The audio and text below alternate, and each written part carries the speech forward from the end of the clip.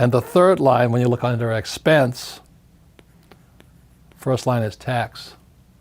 So the average employee, like my poor dad, with a high-paying job, the money comes in, goes straight out the taxes and to the government.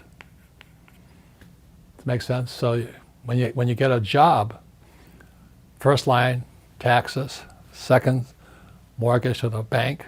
Third, your 401k or your IRA, straight to Wall Street. But you think they're assets.